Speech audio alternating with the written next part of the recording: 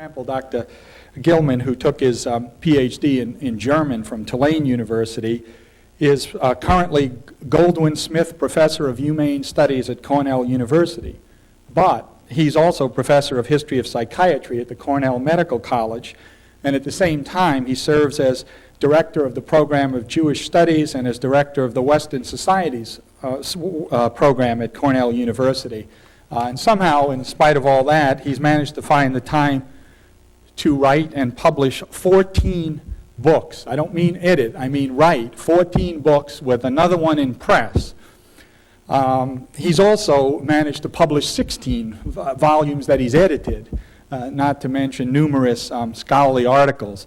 It's probably a relief for him to come to the library for the year and at least be able to give up some of those responsibilities and produce some more books. What he's doing with us this year at the library is a project for a book entitled Freud, Race, and Gender, which he's looking at the development of psychoanalysis and the racial biology of the Jews as discussed in the medical literature of the late 19th and early 20th century. That's not what he's going to talk to us about today, though. He's going to talk to us about an interest he's had for a long time, which has to do with pictures or iconographic sources in history. He has written a number of books which you may be familiar with. For example, Seeing the Insane, A Cultural History of Psychiatric Illustration, Difference and Pathology, Stereotypes of Sexuality, Race, and Madness, and in 1988, Disease and Representation, Images of Illness from Madness to AIDS. So he's had an interest for a long time in this question of images and their relationship to medicine. So it's my pleasure to introduce to you Dr. Sander Gilman.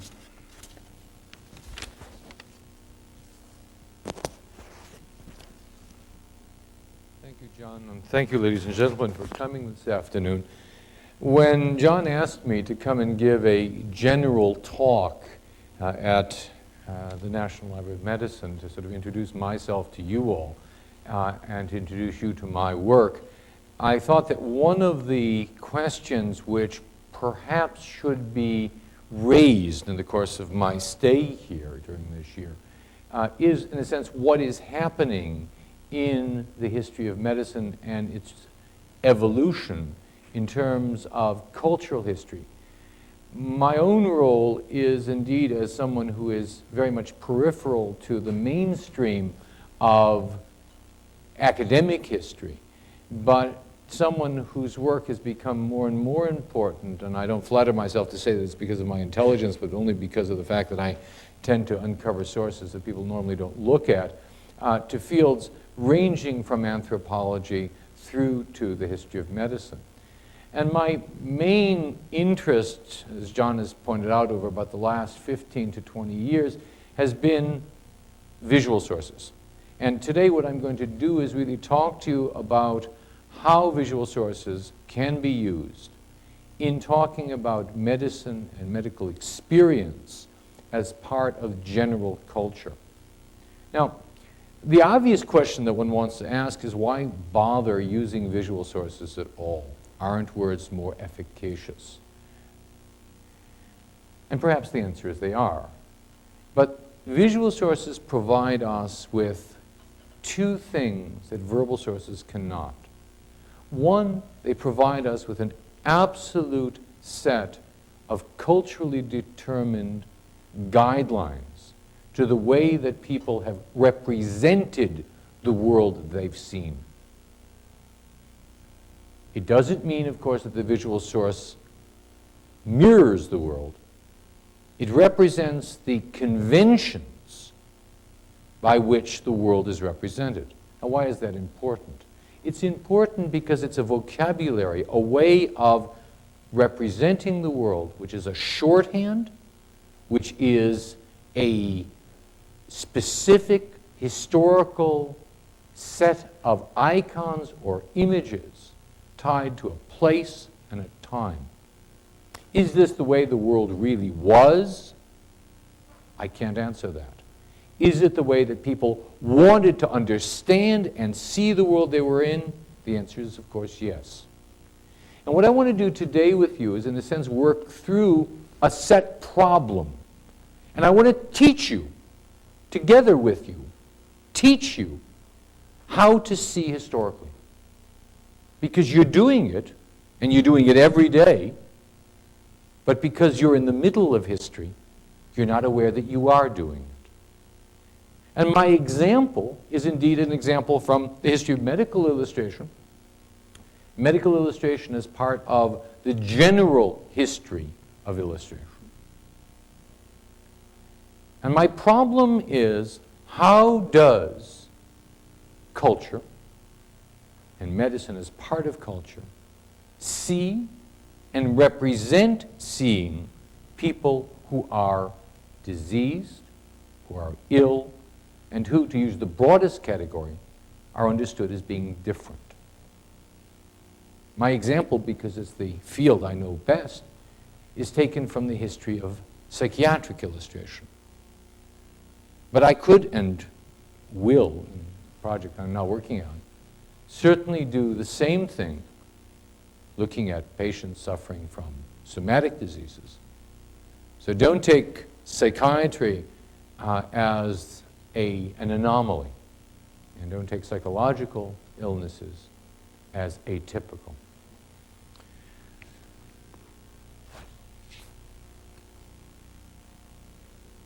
Oops, let's see. There we go. I want to begin in the 18th century with a work from general culture. And this is the last plate of William Hogarth's series of 7 engravings, paintings, and then engravings on the rake's progress. First published in 1735. We find ourselves at the end of the story. William Rakewell has come from the country into the bad city, London, not Washington, and he's been exposed to all the temptations that the city can give him, to gamblers and criminals, to prostitutes, and he has fallen into that lowest of low states, madness. And what Hogarth is depicting here looks again on the surface, because we're seeing it for the moment through 20th century eyes, as something which is arcane, which is antiquarian, and which, in a sense, is non-realistic. Now, I want you to sort of step back, and I want you to, with me for a moment, think about this as a real image for the 18th century eye, but a real image not of the surface of Rakewell in Bedlam Asylum, but a real image of the entire society which leads people into the asylum.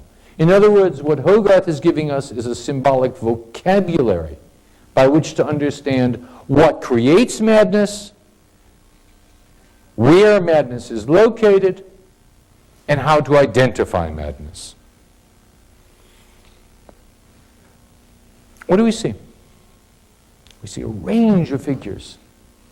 And each single figure has meaning ascribed to it by its position, by the expression on its face, by the clothing it wears.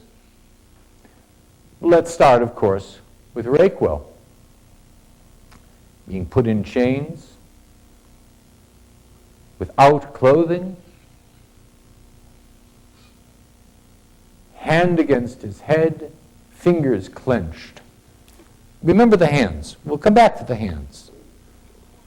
Now, that position, we would say it's torment, it's anguish. But what has to know, of course, is outside, on the portal of Bedlam Asylum, are 2 statues by Colley Cibber. And one of them, called Raving Madness, is precisely in this position. So outside the asylum, when you walk into the asylum, is indeed this image of raving madness. Raquel is raving. He has been stripped of his senses. And he is in a world in which everyone is stripped of their senses. The religious maniac, my favorite, the mad professor. Right? I mean, everybody has their favorites. Right? Scribbling his figures on the wall. And here, the individual love mad. And again, mind the hands. Look at the hands. Right? The arms on knees, in that position of melancholic madness. Each one of the figures means something. But you've also caught on the fact that all of the figures represent aspects of that world outside the gates. And Georg Lichtenberg, the 18th century German philosopher, who does a plate-by-plate explication of all of Hogarth's images, points out that in point of fact, here in Raquel's asylum scene, we have the macro bedlam, the world itself. Indeed, Lichtenberg says, not all the madmen are chained, and even the chains have their degrees. So the real image is the image of the world, right? The world in which every madness can be found, and in which the asylum is simply an image, a mirroring of the whole world. Exaggerated, but identifiable. Now, that idea of looking and seeing the symbolic implications exists within the medical or quasi-medical literature of the 18th century as well. The 1870s, Johann Caspar Lavater, the Swiss theologian, novelist, writer, publishes his Physiognomy. And in his Physiognomy, in this study of faces, he also presents, for our examination, plates of faces of people who are mentally ill. Now, if Hogarth's argument is the mentally ill are simply the normal, exaggerated, for Lavater, his faces here of 6 crazy old women, so the caption, Lavater wants to show us something quite different. He wants to argue that indeed there is a fixed physiognomy, a way to see that which in a sense is almost hidden under the skin in terms of the form of the face, specifically in terms of the facial, the set facial features, the nose, the ears, the eyes. This is a very different way of seeing the insane. If Hogarth argues we all are at risk, Lavater argues we know who is at risk. We can tell the distinction between the healthy and the ill because of the way it is written on their face. But you have to look again at the slide and look hard. The obvious thing that we see is that we see all of a sudden that the world, the complex world of men and women, which Hogarth gives us, is now suddenly a world which is very gender specific. And indeed, if one counts up, and there are a number of plates like this, if one counts up in the physiognomy who is represented as mad, they are overwhelmingly women. And that's a problem that we're going to have to face, which is indeed the old medieval equivalent of masculinity and rationality, and femininity and irrationality, which comes here in a very specific context, with the idea that there are set physiognomic forms. So we're, in a sense, almost adding on layer by layer. So we're going to see what the parts of the face mean, what gender means, but also there are things here which you see and again you don't see. This is very real for the 18th century. It represents a very real world. One of the things you're looking at is shading, is the representation of color and skin texture. And one of the guidelines for the physiognomists in the interpretation that Levanto gives us is that indeed the melancholic is dark, is black. And it is indeed the blackness of the classical Greek humor of melancholia, literally here written on the skin. Medicine looks at the externals. It looks at the signs and the symptoms written on the skin. So color of skin, gender, physiognomy, all become ways of distinguishing between the healthy and the ill. Now, 18th century physicians have access to asylums. They don't always take advantage of it, but they have access to asylums. By the very end of the 18th, the beginning of the 19th century, the number of physicians who have access to asylums begins to get more and more limited. And here we have a plate from one of the very first medical handbooks, and that's Vincenzo Giragioli's handbook entitled On Madness in General, which appeared in the 1790s. This is a plate which, again, is a very technical plate. It's a plate illustrating the use of one of the new humane methods of restraint, replacing those shackles that we saw in Hogarth's image. This is the English straight waistcoat.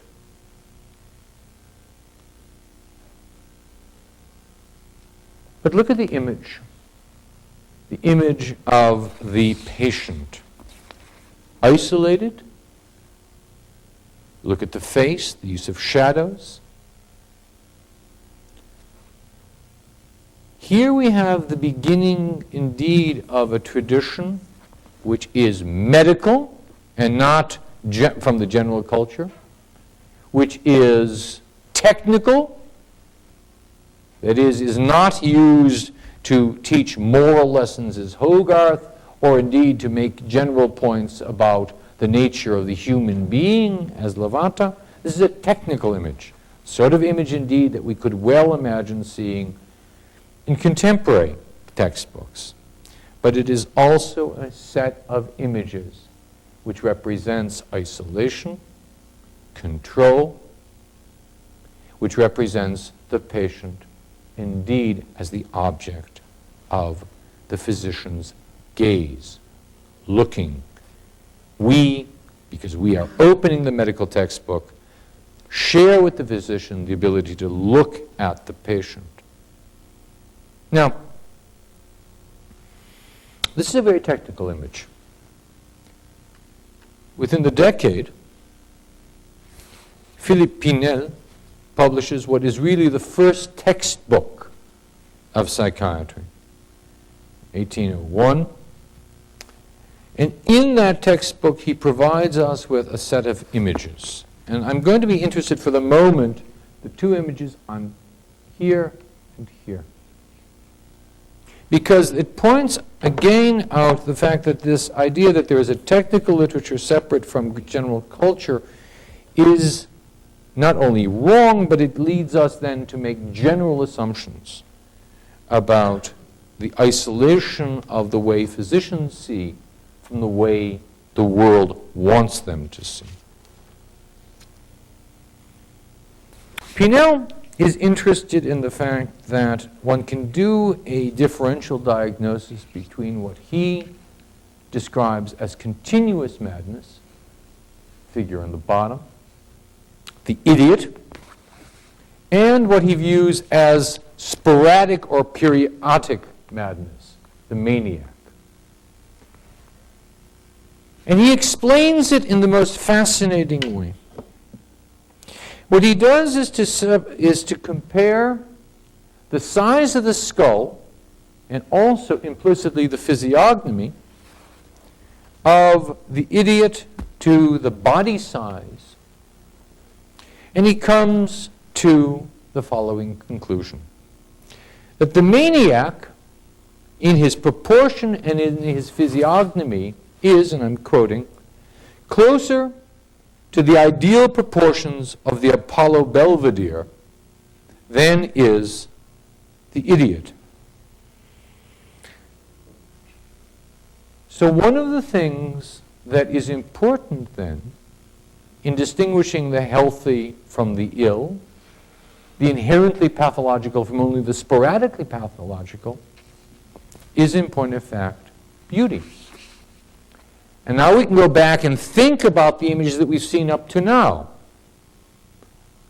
Illness is indeed ugly. It is ugly in terms of its physiognomy, and the ugliest of the ugly is the old woman.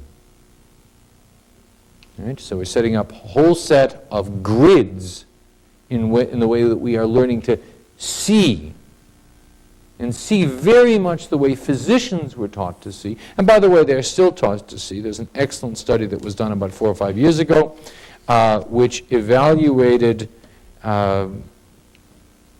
mainly residents' responses to what are good patients. Good patient meaning a patient that will obey the rules, right? And who, surprise, surprise, was at the top of the list? Young and attractive women. And who was at the bottom of the list? No surprise at all, older women. And men were in between. Beauty becomes a quality indeed of seeing and seeing health.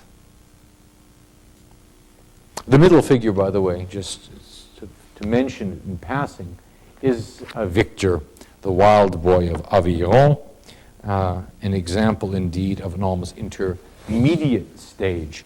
The experiment with this young boy attempted to turn him from being a quote-unquote wild boy into a member of society, unsuccessfully, but the idea was that he was indeed educatable. The beginning of the 19th century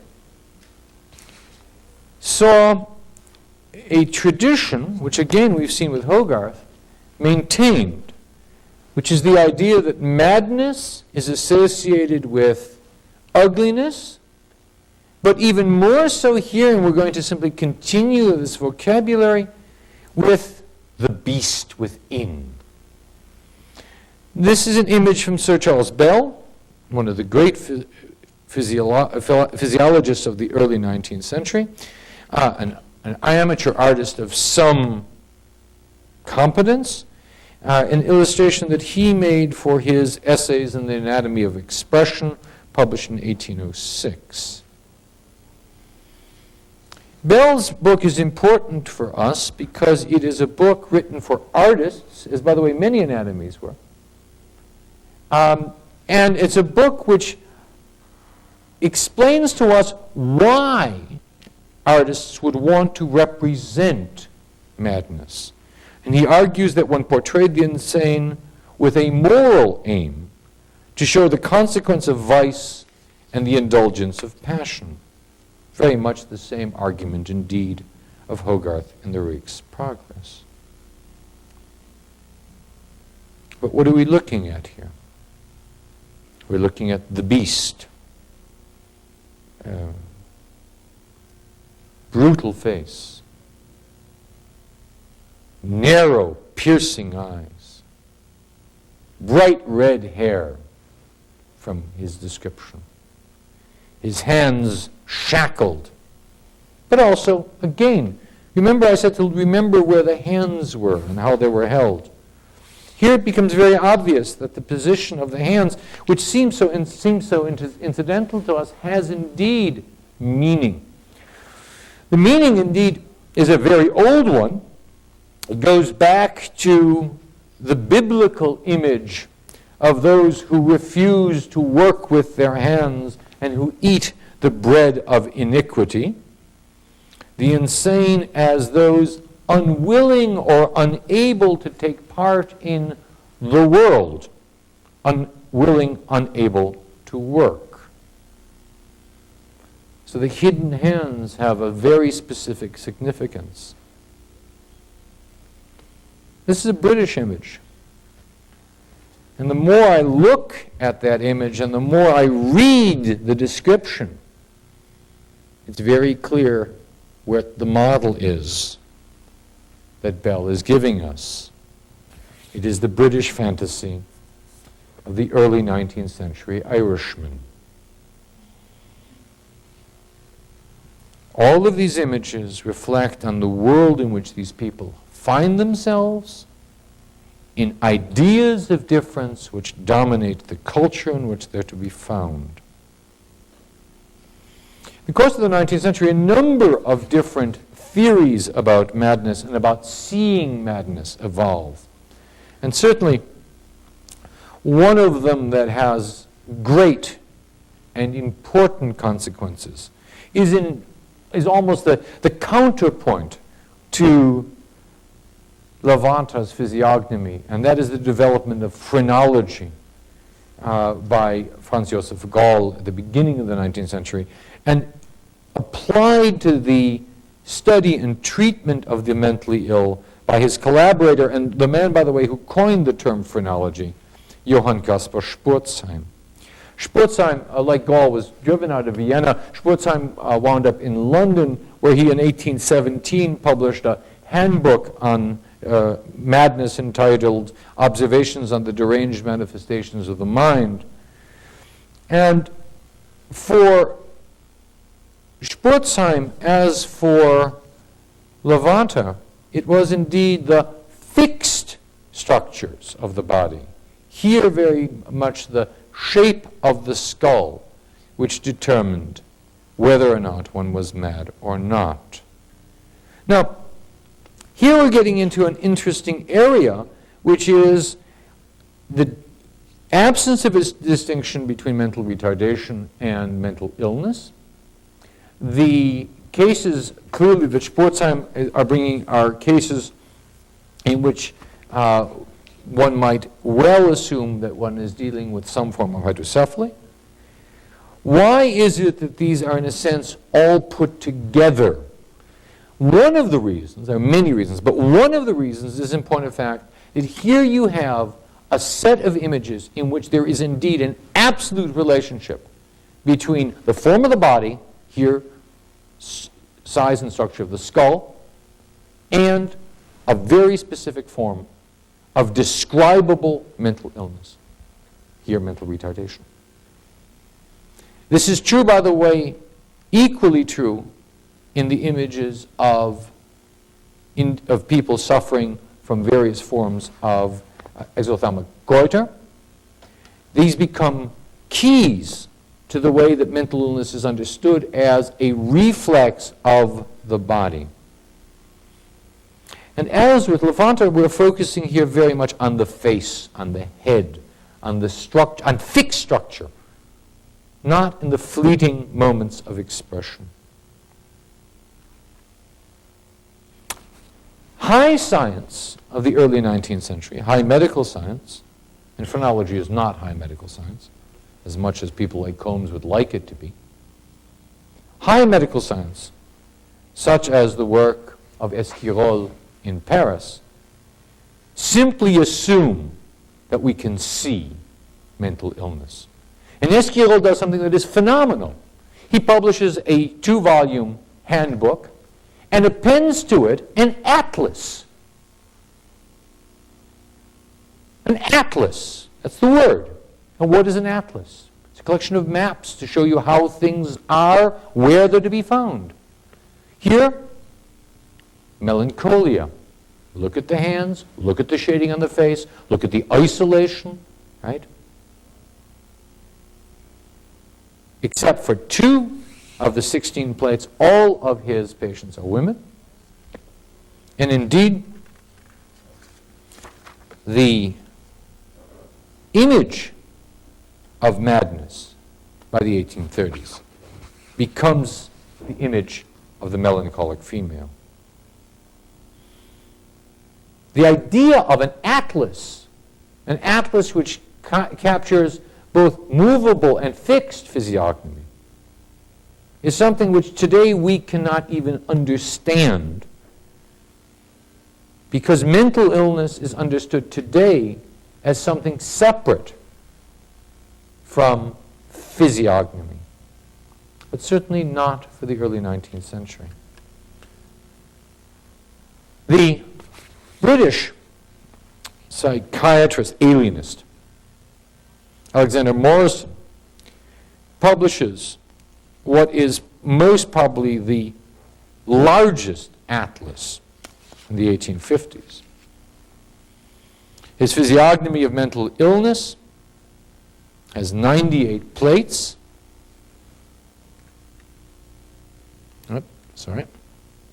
98 plates.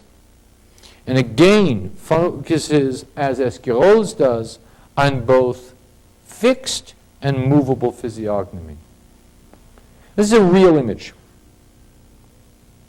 It's real in the sense that the physician could learn to see his patient's anomalies, could distinguish between categories of mental illness and between mental illness and normal states by looking. There's virtually no text in Morrison's case.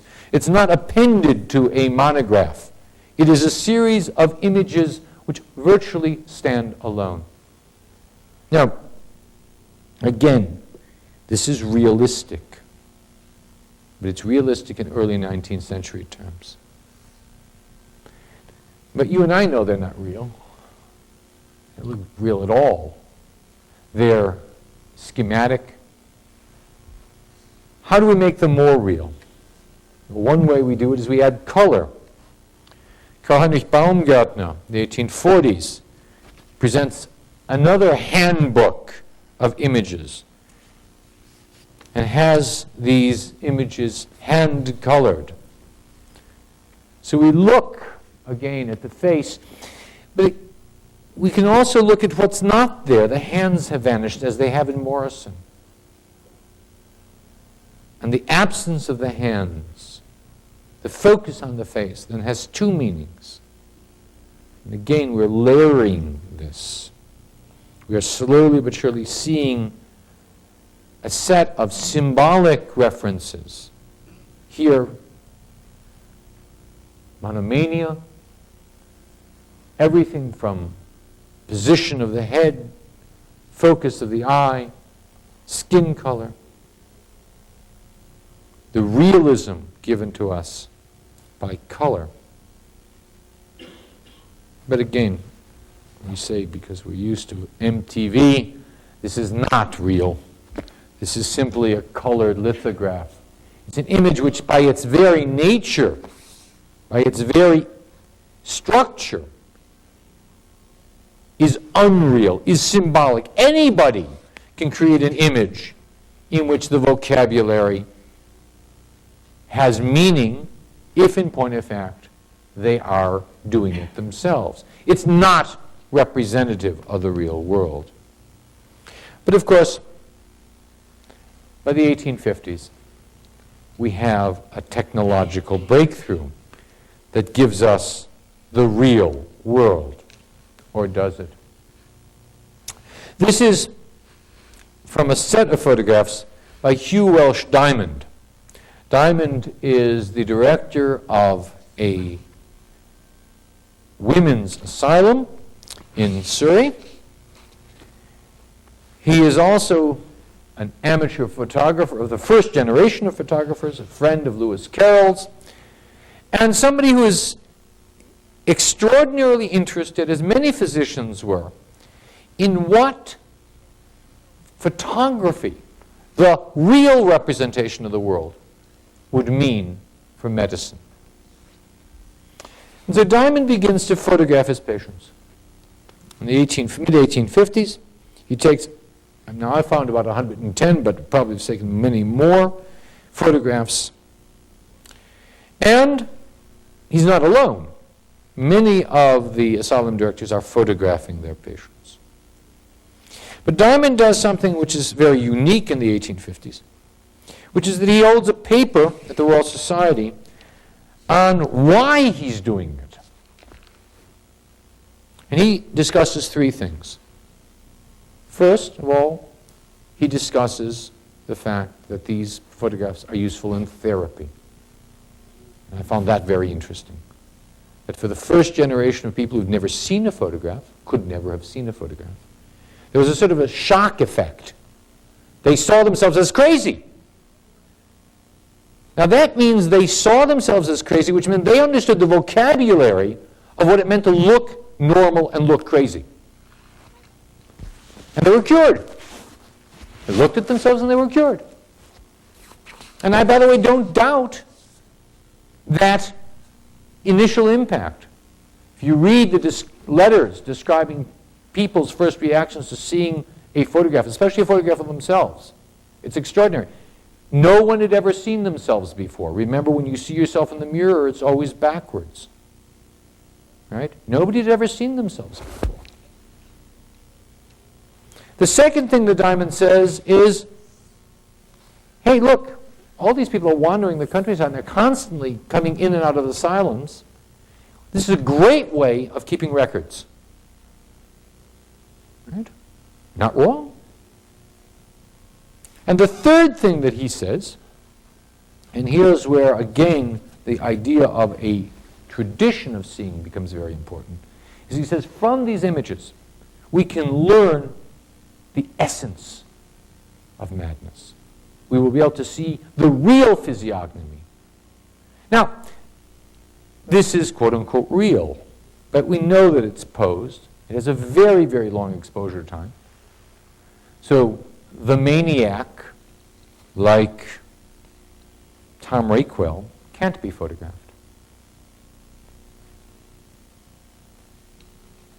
The positions in which these patients are photographed are indeed the positions of the portrait and of the portrait photograph. They are meant to be highly stylized representations of patients suffering from very specific and recognizable syndromes.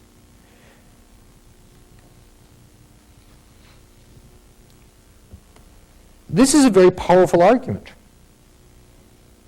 that indeed the insane represent themselves through their physiognomy in a way that is identifiable.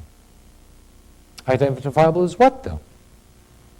And here we have, again, the fascination with difference, with images of difference. This is from the first periodical devoted solely to images, photographic images, mainly images of the mentally ill. It is called the New Iconography of the Salpêtrière, the great hospital in Paris. It is a periodical which presents over more than a decade hundreds, indeed thousands of photographic images. And that's what is so striking about the end of the 19th century. So the end of the 19th century becomes an age in which mental illness is to be seen. If a portrait of the physician reveals the physician to be morally upright and intelligent, as of course all portraits of physicians will do, then a portrait of the patient reveals the patient's illness. And Jean-Martin Charcot, who's the director of the hospital of the Salpêtrière from the 1860s on until his death in the 1890s, is so convinced of this that he employs for the first time anywhere a director of photography, a man named Albert Lond. And Lond spends his career photographing the patients in the Salpêtrière. And they learn to be photographed. They learn how to look so that Lond and Charcot can see and have images of precisely those aspects which prove their theories of mental illness. And here we come to an interesting problem. Because up to now we've been saying, hey, look, when we look at Hogarth and when we look at the sketches and engravings up through the end of the 19th century, we're looking at fantasies about mental illness. The photograph changes that because you have someone who is being photographed and who is responding to being photographed. It becomes part of the process of illness. And we have a change then by the end of the 19th century. A change in which the object seen is no longer passive, though that's not completely clear to people like Charcot, but rather takes part in the active generation of images. Now, that tension between the way the world is seen and the way the world represents itself as being seen is one which appears in an interesting way in one tradition which I want to trace with you in a series of images. And it's a tradition which we actually have been tracing all along, because we've been talking about the position of hands, and if you remember the Hogarth slide, and if you remember the sufferer from love madness, from melancholia, sitting on the stairs, you will recognize this next image. This is Vincent van Gogh, end of the 19th century. It is indeed the image of old age and of despair in the classic position of melancholia. Dürer's Melancholia is perhaps the best known image, but I wanted to start at the end of the 19th century because one of the things that is important about body position and its symbolic significance is that it does change over time. Here the old man, at the end of his life, who can no longer work, is represented in a tradition which is a tradition of mental illness. And to point out that Van Gogh was quite aware of what he was doing, I'll give you a parallel image. And this is his image of sorrow, the pregnant prostitute, also cast out from society, having no function in society, in a position which we, because indeed we are attuned, right, attuned to this vocabulary of body position, we read as melancholia, depression, sadness.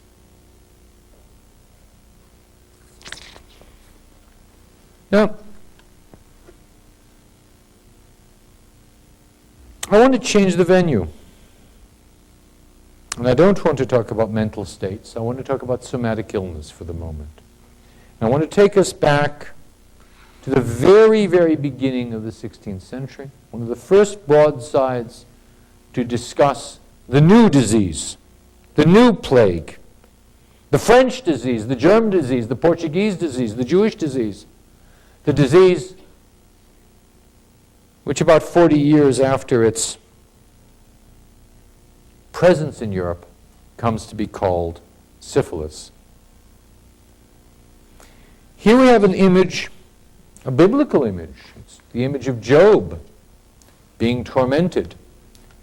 The syphilitic as Job, the mournful, melancholic Job, sitting elbow on knee in the classic position of melancholia.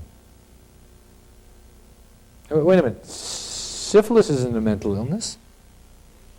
Why evoke state of mind in the 16th century if you're talking about the body, and the body here is clearly marked? Clearly marked. What is the relationship between body and mind?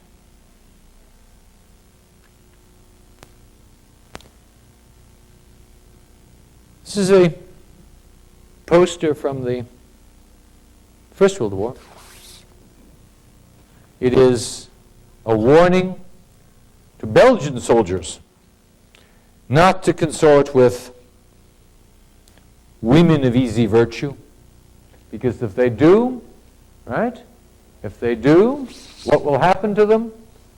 They will become ill, unable to fulfill their obligations to their country, and the position of illness, of somatic illness, of la syphilis, here is again the position of melancholia, of depression.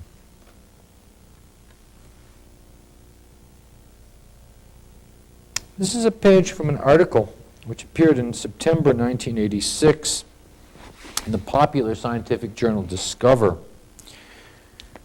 It's a peculiar article, I mean a very peculiar article, because it attempts to, well, let me just quote its subtitle, 1986. The subtitle of this article is "Still No Reason for Hysteria." And it's an attempt to counter the fear in 1986 that some of us had that AIDS was already in 86 becoming a danger to everyone, to heterosexuals as well as gay men. Now, this image again evokes the image of mental illness. The person suffering with AIDS becomes indeed the person despairing.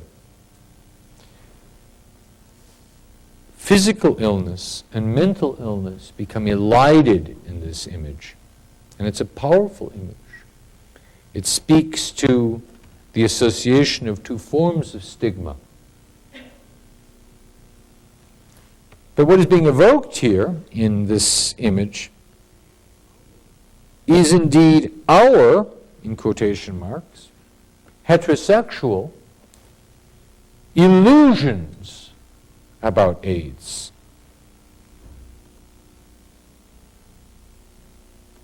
And yet, today, we can look back and see how powerful such an image was in generating an image of the person with AIDS as doubly stigmatized. A year later, in Newsday, there's a full-page article which, again, I want to point out the tensions, is arguing precisely the opposite. Here we have those categories of people who suffer from AIDS. This is 1987. We have the family exposed because of the contaminated blood supply, right? Nurturing, holding, caring. We have the IV drug user, a little bit hard to see, but he's covered with Kaposi sarcoma. We have in the image from the 16th century, the disease is literally written on his skin. And we have two gay men. I'll use that image and blow it up a bit for you. It is indeed our image of our melancholic confronting his illness, but evoking that position. Now, Peter Gay, about 15 years ago, published an essay about the incidental iconography of the photograph. And I want to argue a bit against Gay and the problems of using this material in terms of a historical record. Assuming that one has a wide range of possible visual sources, and certainly picture editors and magazines and newspapers have wide ranges, what is it that the picture editor wants to evoke by selecting a specific image or set of images? We've had a number of them. There may indeed be a certain accident to how a photograph is composed, and I will not disagree with Gay on that. But the selection of photographs places those photographs within this vocabulary that I've been sketching, a vocabulary which is indeed one of attempting to represent difference and attempting to represent disease. Now, I argued in the general history of representing mental illness that with the photograph one gets the individual being photographed, responding, being part of the system. And I want to argue that this also happens with the iconography of AIDS. That indeed, when we begin to look at the imagery generated by the gay artistic community, that one of the sets of images that gets incorporated is indeed this image of melancholia. I want to use a set of images because I think they're very powerful images by the West Berlin artist Salome. These were all painted in 1989 and appeared in a show of AIDS art which was hung in West Berlin in that year. This is a very unusual set of images for Salome. His images are usually much more abstract.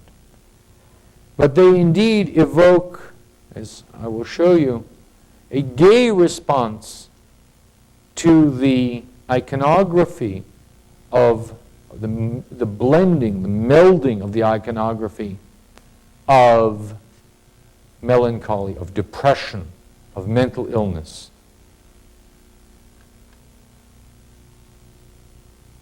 The positions are indeed the classical positions, evoked by an artist who knows the classical positions. They are, however, within a context of caring, of support,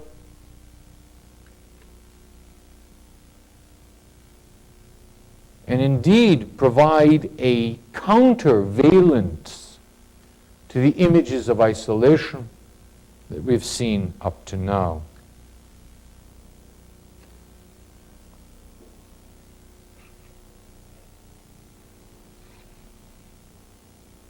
I've made no distinction this afternoon, and do not want to make a distinction, between the vocabulary of images evoked within the general culture and within the medical culture, which I believe is part of the general culture.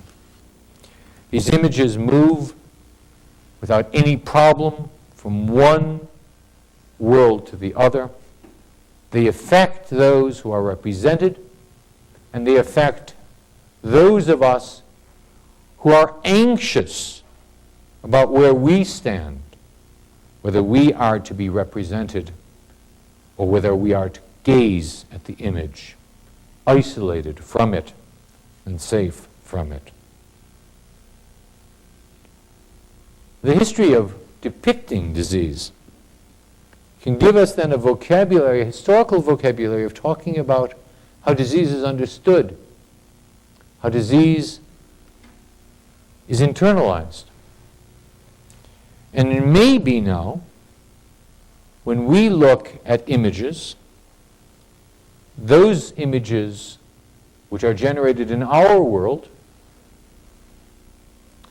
we might be more aware of the vocabulary that we employ and the vocabulary that we evoke when we both look at and generate images of illness and disease. I thank you.